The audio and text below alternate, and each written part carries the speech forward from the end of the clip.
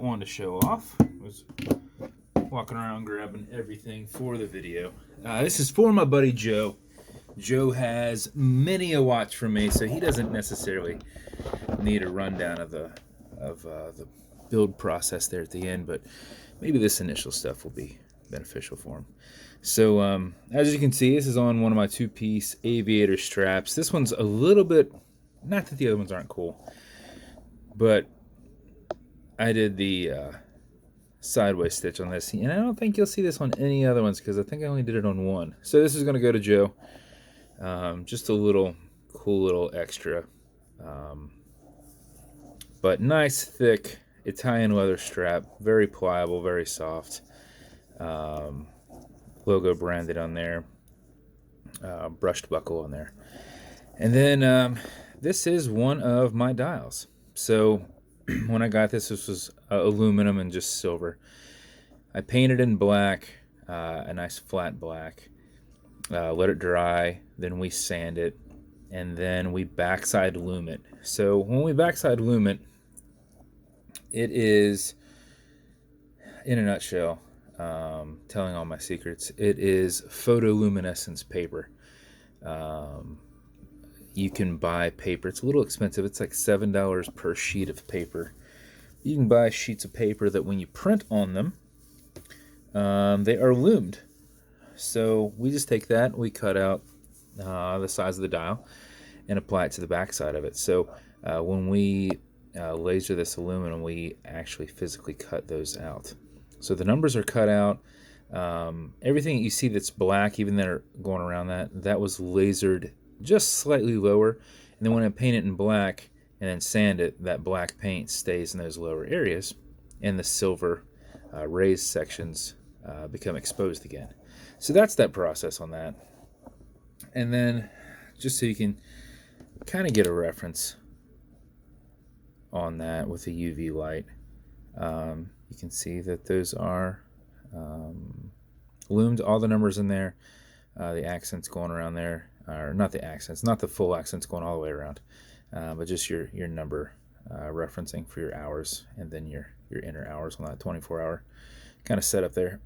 So that is the build. It's in a brushed case. This is a different bezel. This is a bezel from one of my buddies. It's kind of like the coins that I use, but it's not as tall, and I think that kind of looks cool. The tall coin is probably my favorite bezel of all, but this is a very close second, and it's nice to give a little bit of variety out there to people because I do not put this on there too much, but a thinner coin bezel. This is a black insert I've never used before. It looks similar to some of the ones that I've used before. Okay, Google, skip. But you haven't seen it on this. You've seen a variation of this. But thought it was cool. And once again, since we were doing a unique dial form and a unique strap form, I thought I would do a unique insert as well. So like to throw in that stuff where I can. Low profile exhibition case back, silver rotor in there, and a stainless steel movement holder. And then as with every build, the bezel will turn left, it'll turn right. These are just tension ring bezels. There is no clicking. You can turn it left, you can turn it right. I put them on there just a little bit tighter so that they won't move as freely as they do on the stock donor watches that I get. This one's an automatic mechanical, as are all of them.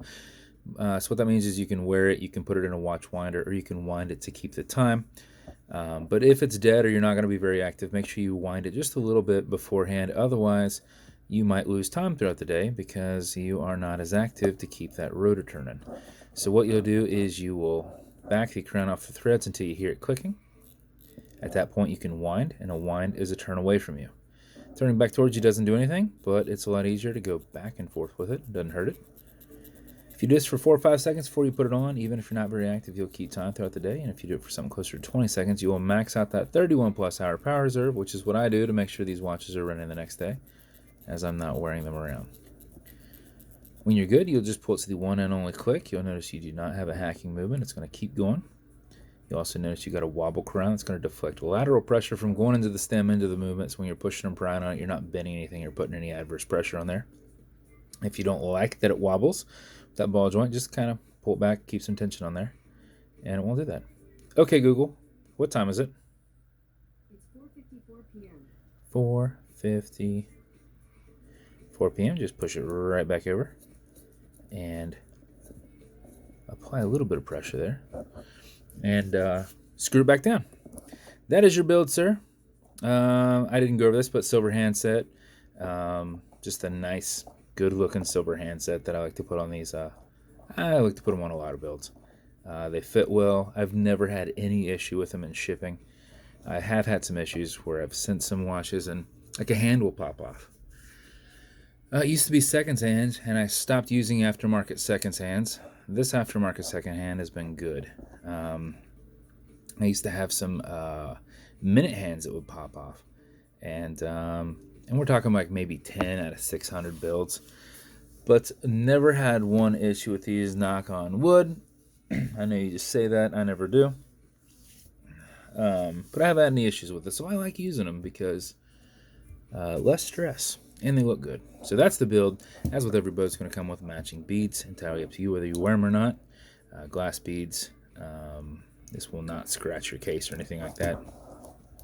Good looking beads to go with it. This one, I gave you one of my white special edition boxes because it's kind of like white, kind of silver. Thought it went with it all right.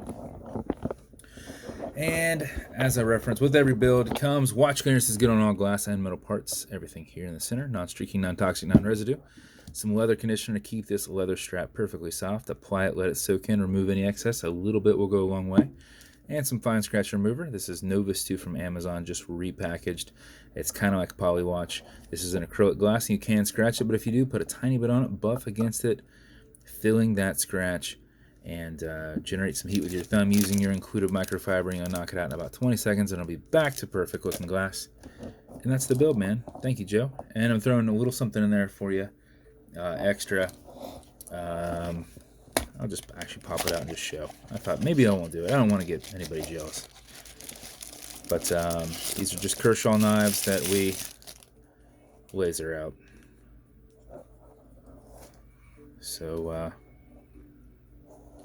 throw one of those in there for you. If you want one of these knives, reach out. These are $80 shipped by themselves, or $75 with a watch purchase or another purchase of any kind, just because I'm not going to have that separate shipping cost.